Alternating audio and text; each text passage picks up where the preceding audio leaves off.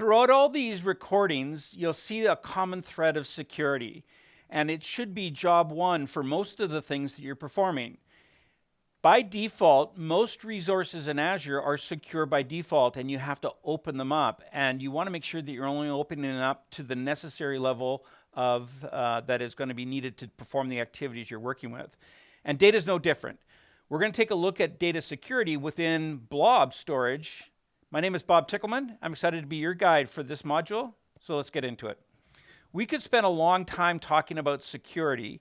We want to take just a small look at a small section of security in general and see how it's applied to blob storages.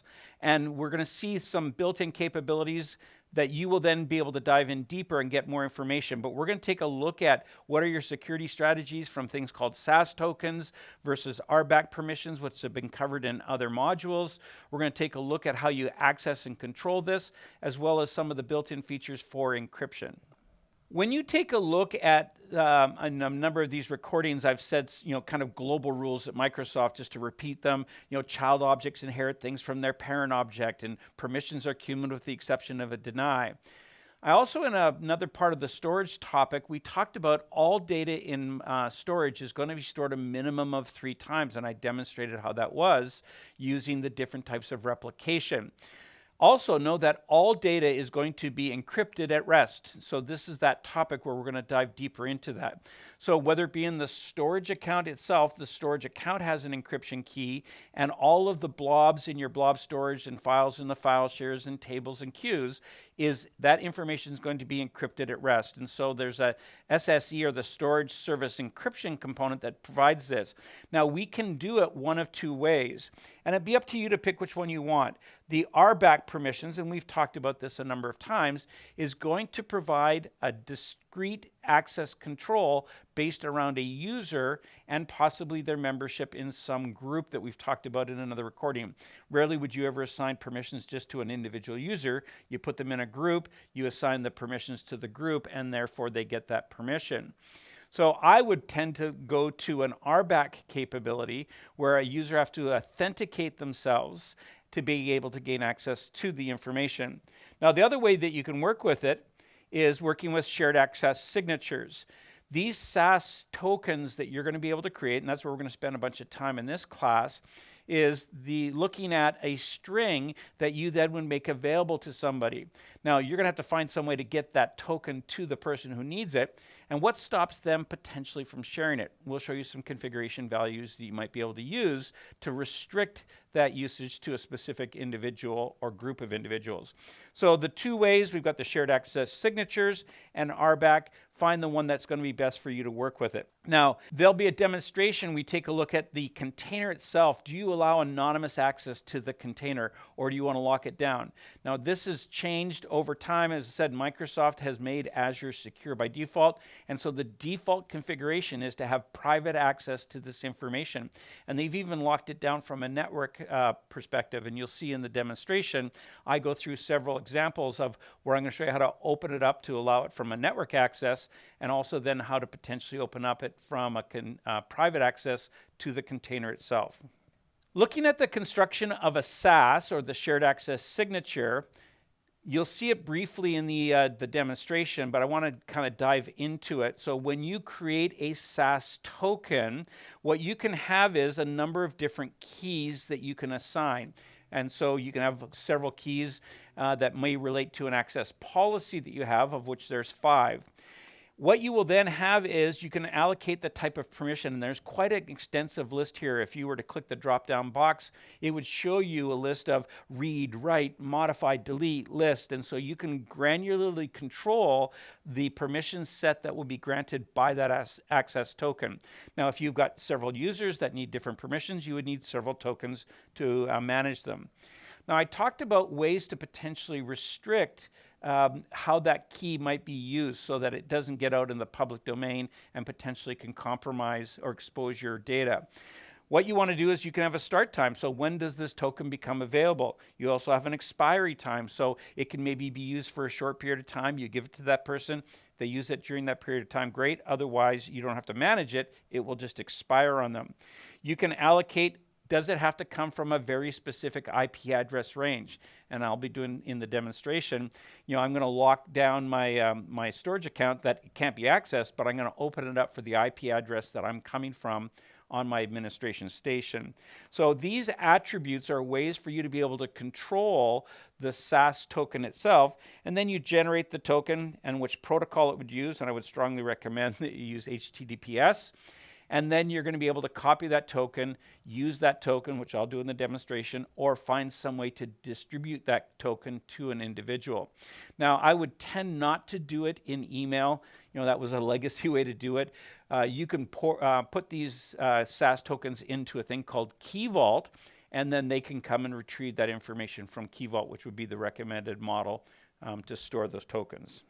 What that token looks like using those configuration values that I just talked about, you'll see that the token itself has that default naming convention that we have for all storage accounts. It has the storage account name, and that's why it has to be publicly unique across all of Azure. You can't use a name, that you think, some other company might have it, and that's their company name. You cannot use that name because they've already used it. So they must be globally unique. Now you can use a CNAME redirects in your DNS that you could take a name that might be very complicated but unique, that turns it into something that's more usable for your internal users. We then take a look at all those different characteristics that we were talking about of permissions and how long do you have it for, when does it start and when does it end. And so you can actually have start times. We have our end times that you're dealing with in here. You can get into the IP addresses you're working with, what kind of permissions are being granted, is it read or is it write? And then you get this actual token piece, which is that secure string that is going to grant access to it. So the rest of this is just going to be information about the permissions, the time and the date that it can be used, the rest, and that token that goes along with it. So that's the URI that has gained access to the token. So let's go over to that demonstration now and see this in action. So now we're going to continue the demonstration of working with a storage account that has already been created. Some of these features could have been created and changed at the time I created it, but I wanted to show you that they might have come up as a default configuration. Some of them you can change after the fact. So we're actually in the storage account right now. We want to go to the security blade. We're going to go into the data configuration and data management. We're going to take a look at some of its features, and we're now looking at lifecycle management. This is one of the topics we covered.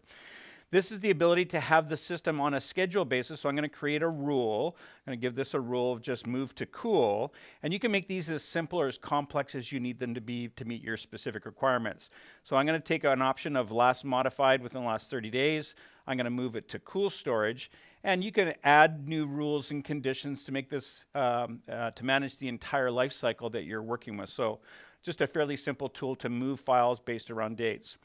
Now I'm looking at the containers themselves, and I'm going to come into a container, and you can see that it's marked as private, no anonymous access.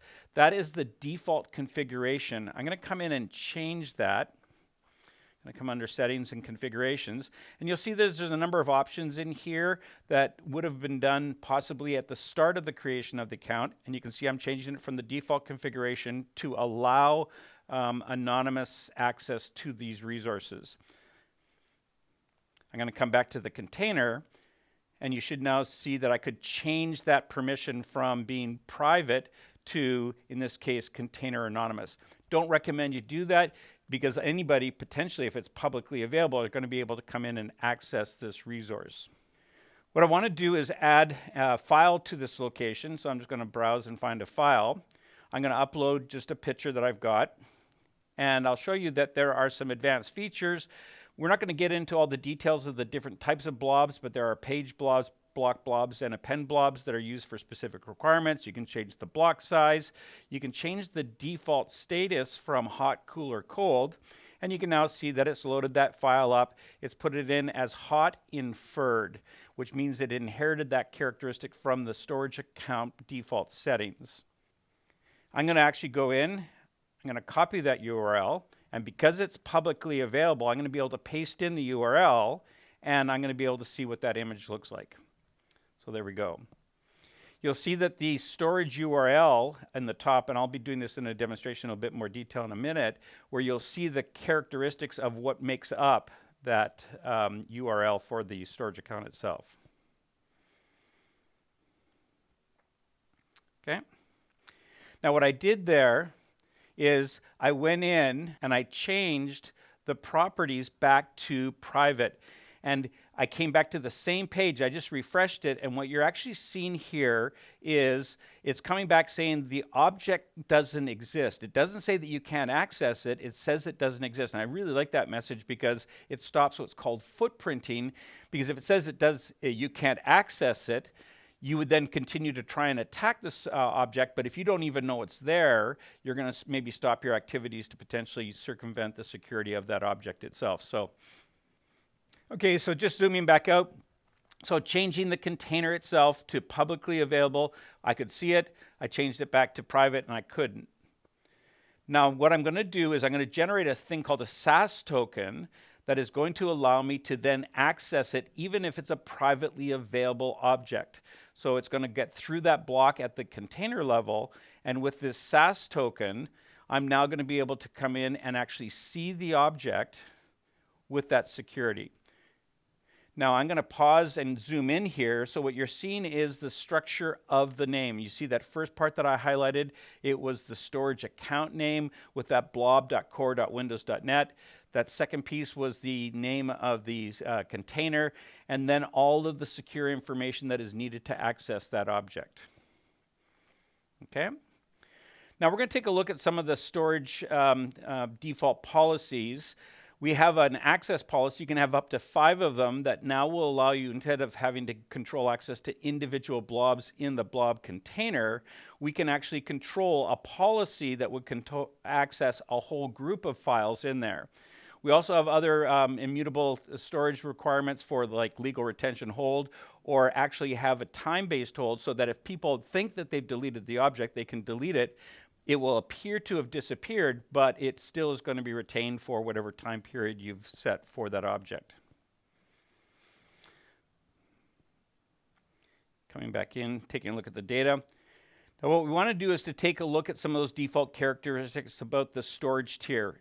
It is set currently to hot, and it was inferred. So I'm now going to change the property as the default for it to cool. And any of the inferred or inherited storage tiers will now be switched over to cool inferred. Now what I'm going to do is I'm going to add another file, and it will inherit the cool inferred. Then I'm going to change that storage tier just to cold. Now it's explicitly cold. So I'm going to do that right now. So I'm going to change it to cold.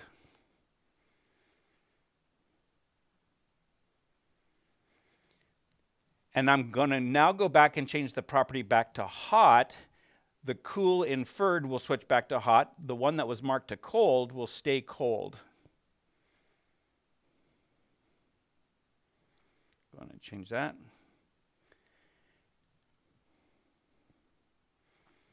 And you can see that that inheritance capability, how you're changing at the account level, changes some, but maybe not all the objects that you're working with. Now I want to take a look at that last topic that we covered, which is the replication outside of the standard storage account, the ability to replicate specific directories. So what I'm now doing is I've got 2 storage accounts. I've got the one that I've been working with and one called replicate2. And in that replicate2, I'm going to replicate from the storage account that I'm in, that's data directory. I'm going to replicate to a container called replicated from East US. And you can see that it has an option to control or replicate everything, or only new objects, or a custom. I'm going to use only new objects. So remember, there's 2 files that are in there. There's the Microsoft Bob picture and the picture of a certificate. I'm now going to add a new object to that container, and as a new object, it will then get replicated across. So I'm going to come into my data directory. I'm going to add that new file. So I now have 3 files in here. I'm now going to switch over to the other storage account, and you can see it's replicated from East US. That's its container. And it should only have the 1 file of that new one that I added. Okay, let's return back to the lecture. So you saw how that was used in the real world. You saw the tokens being used. You saw the storage account changing from, publicly available to private, and what that impact was. There's a few more topics before we close this off, and this is getting a deeper dive into those encryption keys that we talked about. Remember, all data is going to be stored encrypted at rest, and you can then have keys that are needed to grant access to open it up. Now, some of this, it's almost like a two-level set of encryption, is going to be behind the scenes for the users. In most cases, that encryption is not going to impede your users, or they're not going to have to provide anything specifically for it. And so the storage account, by default, has Microsoft managed keys. These keys being managed by Microsoft theoretically potentially means that we have access to your data. If you're familiar with PKI, or the public key infrastructure and certificate authorities, there's a thing called a key recovery agent. And I give you a key that you use to secure something. And if you ever lose your key, I have to be able to generate a new key for you to be able to then recover your information. That's the process of a key recovery agent. And so theoretically, Microsoft generates these keys. They're your keys. You have access to your data. We do not. But theoretically, we could generate a key. And that is done specifically so that if you lose your keys, we can help you recover your data. Now, there's some governments that require this, that you don't have that process. There's some businesses that says, yes, Microsoft, we trust you, but we really want to trust but verify. We don't want that feature. So we've added a capability for customers to bring your own keys. And so now if you have your own PKI, you can generate your own keys, have your own key recovery agent, so that if you lose your keys, you can recover them. So you can now bring your own keys to be able to secure that information. If you do use your own keys, I would strongly recommend that the keys that you bring, you use Key Vault for the storage and retrieval for your systems. This is going to be the best way and the most secure and reliable way to do this. You don't have to, but it would be our recommendation that you use that way to restore the keys. I've given a number of eye-winking moments throughout these sessions talking about topics you may want to remember, things that have a chart that compare one feature versus another, default values that might exist so that you know that if they don't give you any other data, you have to assume the default values. And another strong thing is anytime you see a Microsoft recommended practice, it may be something you want to remember for the exam. Now, this is just a reiteration of a number of the topics I've already talked about. Wherever possible, use HTTPS. Just don't send it over an unencrypted HTTP communication that you're working with. You want to reduce the number of storage policies wherever possible. The fewer you have, the less you have to manage.